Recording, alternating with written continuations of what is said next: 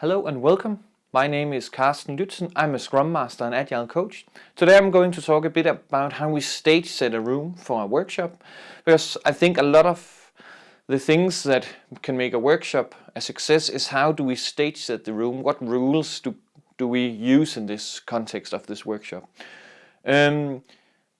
Often if we are, for instance, having a retrospective or a coaching workshop or something, we want people to feel safe so they can open up and share some of their ideas, thoughts, problems, whatever makes sense, right, in the given context. And that is where I think it's super important that we stage set what is expected to stay in this room and what are we allowed to discuss afterwards. And make sure that everybody understands that, and by doing it explicit, people know what do we expect from them.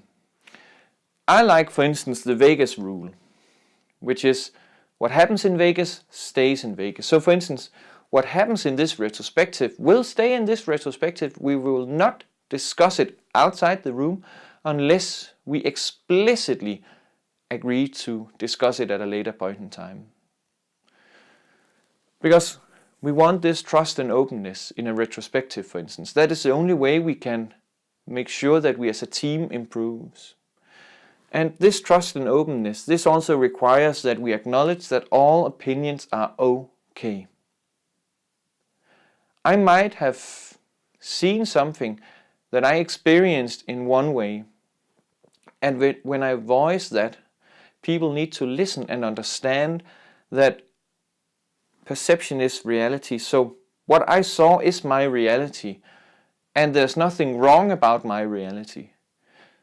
We need to have this openness so we can say to each other what we saw and how we felt about it. And that is why all questions are okay. So make sure that people don't ask counter questions all the time. Make sure that people are allowed to voice their question, voice their concern. Give people some time to think and reflect, and then let them answer. To make sure that everybody feel that they are heard and their opinion are okay. And also make sure that people are allowed to ask questions, but to a certain extent, right? If we have one participant that just keeps asking questions, then I think it's okay to say, I hear that you have a lot of questions, but maybe we can save some of them for later and then discuss them in the break or whatever. Sometimes they're relevant, sometimes they're not. Make sure to answer the relevant questions and just postpone the other ones. Have a parking lot where you can write down the question and put it there.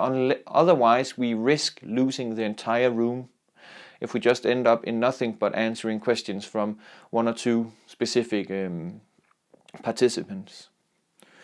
This perception is reality is super important to remember. I might have perceived the room as open, but the participants might have perceived it some way else.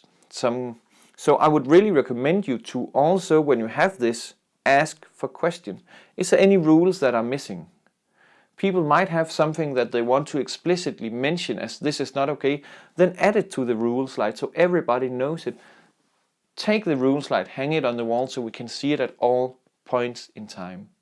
It's super important that we keep the trust high in our facilitation. I would also like to know, what rules are you using?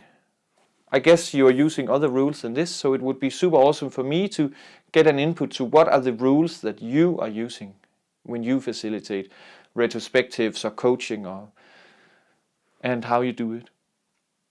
If you like these videos, please subscribe. That would be super nice. And if you have comments, questions, high fives, just let me know. Send me a message, write a comment. That would be cool. Have a nice day.